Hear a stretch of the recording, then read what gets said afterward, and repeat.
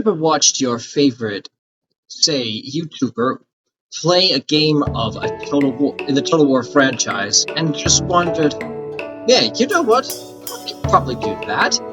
But then, when you download the game, you find yourself bogged down in a campaign in which your territory is everywhere, and it's just a very impractical place.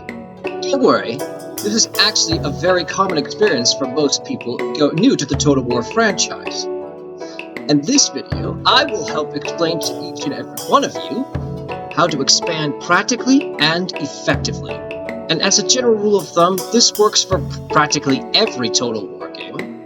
So no matter what, you will always be able to dominate if you follow these few simple tips and tricks about it. Hello everybody, my name is VanZorinson's, and welcome to my little strategy guide here on how to conquer lands within any Total War game, as a matter of fact. We are within the realms of Total War Shogun 2, as it is a very respectable Total War game to play, and one of the least objectionable out there. Now, for all practical sense, what you pick, it doesn't really matter. But if you're just starting out for the first time, then Shimazu is always the clan that you should always start with. The reason why you want to pick Shimazu is it has a bunch of loyalty benefits for all your generals, and you could recruit superior katana samurai, which you're going to produce a lot of anyway. Now, without any further ado, let's get into this. Welcome to the realm of Shogun 2 Total War.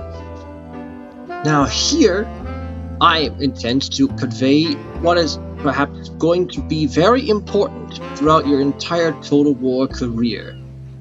And that is the fact that just going out and conquering provinces isn't going to,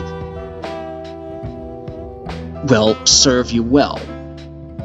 Our goal is to eventually reach here, Kyoto, but there's no sense of just rushing straight towards Kyoto because of this little thing right here, fame.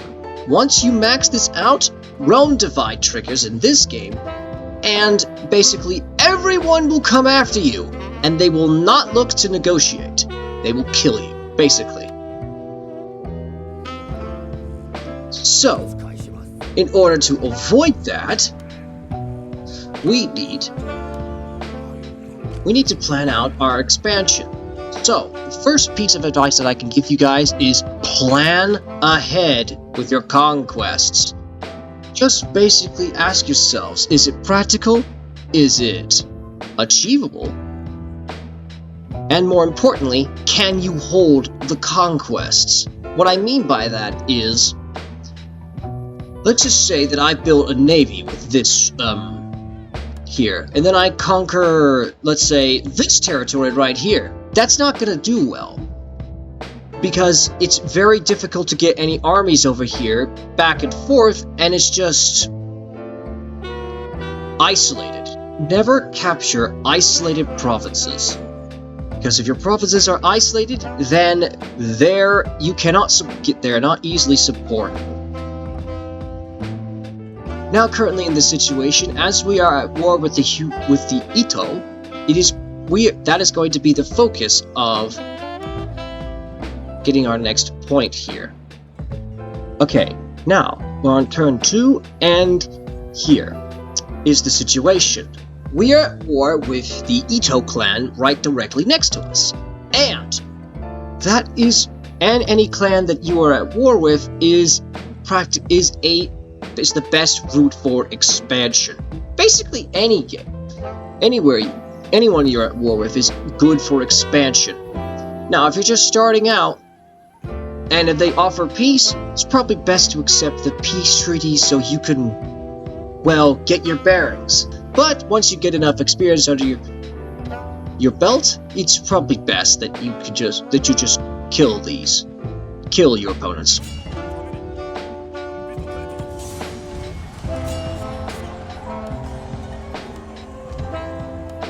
Now, when it comes to holding your possessions, it is it is a very good idea to have garrisons nearby so they can repress rebellions and to protect your territories from enemy attacks. Ranged units, I find, are pretty good at that. Like, especially in this case, gunpowder units are the best at holding their positions. Alright, that is the Ito destroyed, and we have ourselves 3 lovely provinces that now we can basically do with as we please.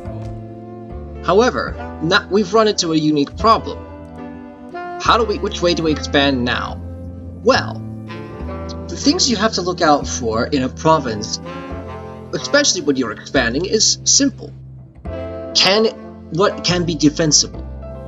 Such as Busan here. These 2 provinces are gateways to the Kyushu Island here, which the Shimazu clan starts on. Holding one or the other basically gives you a stronghold to protect yourself from attacks from one or the other.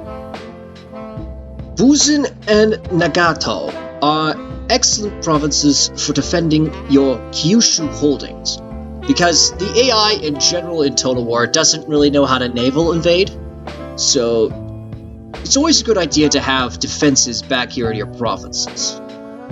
But to be honest, it's not really that much of a concern. War is, of course, the best way to expand within Total War, for obvious reasons. However, there is a caveat to that. Do not declare war on anyone unless you are 100% certain that you can beat them. If you cannot beat them, then you're just going to get curb stomped into the ground. Sorry, but that's just how it works. Also, whenever you declare war, pay attention who they're allied to. Because if they're allied with someone who is much stronger than you are, it's very likely that you're not going to survive. Sometimes the enemy clans will declare war on you, and that is also an ideal place for expansion. But you should be especially careful when the enemy decides to attack you, because obviously they think that they stand a decent chance. Alright, now, welcome back. This is the result of that 2-clan war that I was eventually able to win by applying steady pressure. And see what I mean by, see here? This is the strait, and land units can come across this land strait here. So, it only makes sense to reason that Busan must be the most heavily fortified province in all of Kyushu in order to withstand incoming enemy assaults. Also, another reason that you should probably consider expanding is strategic resources like these war horses. Now, in Shogun 2, these war horses, everybody wants them. Everybody loves them. They will love you if you simply give them.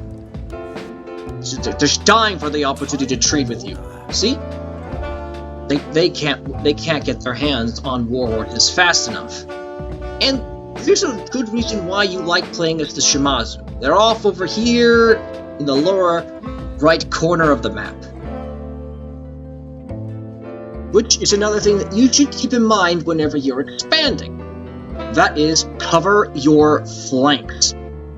If you advance and there's just simply someone right here by your side, just right behind you, they declare war on you and you're just exposed.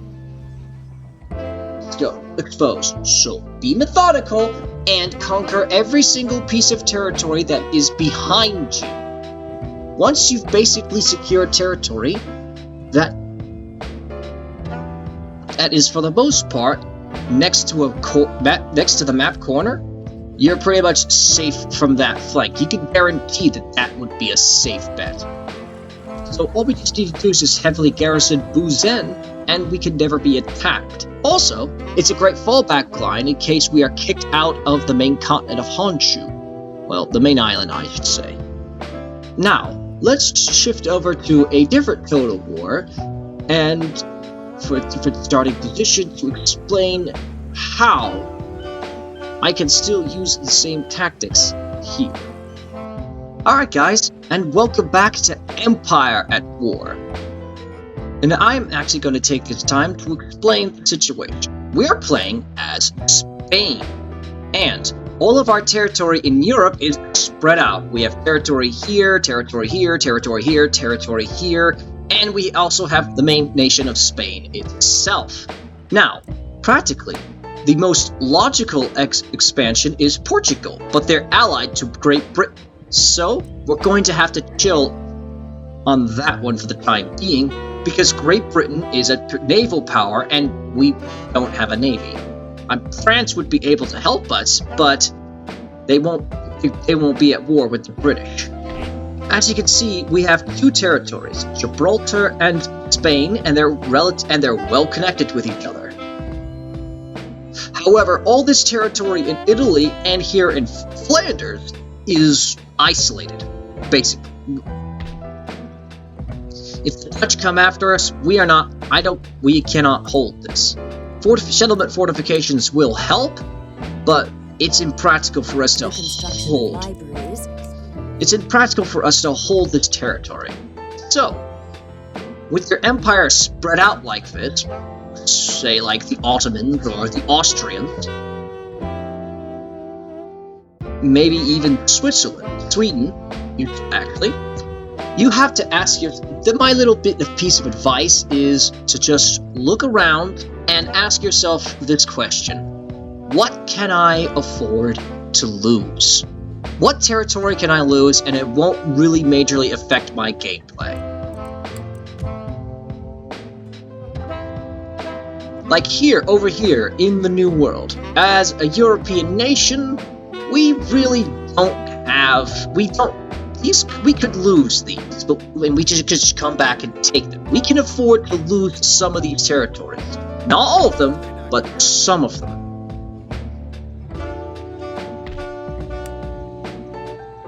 Also, the Spanish start out at war with the Iroquois Confederacy. But again, alright, but back to my topic at hand. What can we afford to lose? All these New World territories, if we lose them, we can accept them. We can accept those losses. We just simply sail back over here and claim them for ourselves. However, our European territories, on the other hand, Spain and Gibraltar, we cannot afford to lose. Because Gibraltar is on the other side of the strait from Morocco, and in fact, Morocco should probably be one of our first targets in this situation so that we can secure the Straits of Gibraltar. However, Flanders, we can afford. We can lose, because it's isolated and it's impractical for us to just move troops from Spain through France to Flanders. This is isolated, we can afford to lose that. Lombardy, same thing. We can lose this one, because while we have military access between all of these states here, it's very difficult for us to reinforce it with any reasonable speed. Naples? Now, Naples, we can also lose. As your population, we can also lose. There's nothing much value here of just wine, which is much a valuable trade resource, and a church school here.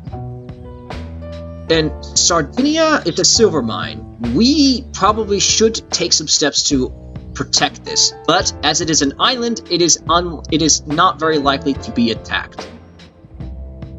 Because it's an island and the AI, once again, has no idea how to do a naval invasion.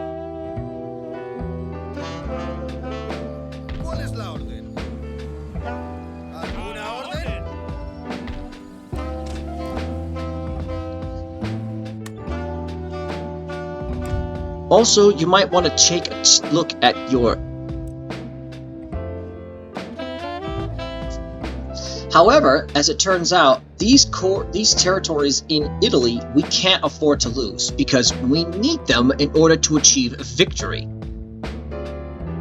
Because sometimes in Total Wars, you have to take territory that you must have in order to win a campaign. So, those are the regions that you defend hard. Anything else is basically free game. You can afford to lose them, you just take them back. Sweden is in a similar boat here. They have some territory that they can't afford to lose. All their territory is all bunched up together, but they can't. But it's impractical to defend all of it for very long. Very long. So, decide which ones you can afford to lose and just come back and reclaim them later. Poland, on the other hand, has very little expansion options other than into Prussia. When you're down to only 2 provinces, you have to defend both of them as much as possible. Every province matters when you're small, like Prussia or the Netherlands. Every single province counts. And while technically France has Alsace-Lorraine, it's mostly just a giant province that you have to defend. Because if you're a European nation and you lose all of your European holdings, you die. All of your colonies rebel, and it's just a bad time. Bad time. Now, over here in India, we have the Maratha Confederacy. These two cities are isolated from each other, but they can be reconnected by taking this city right here, and then gradually work their way up to conquer the entire subcontinent, rather.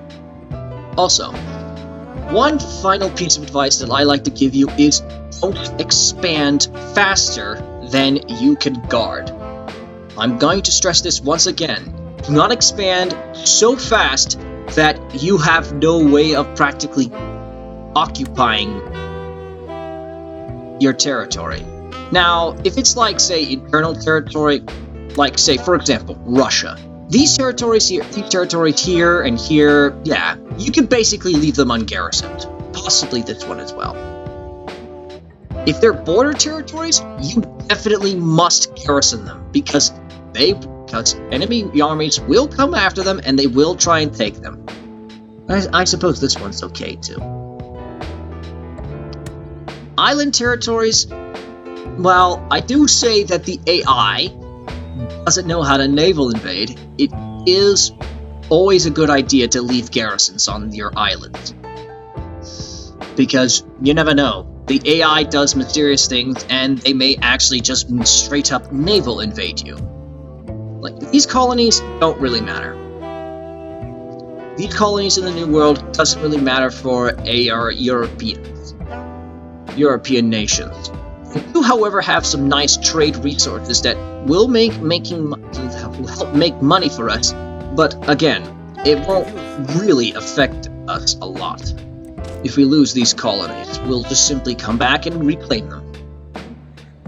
Anyway, that is just my little bit of advice. Thank you guys so much for watching this video, and as always, I plan to see you in the next one.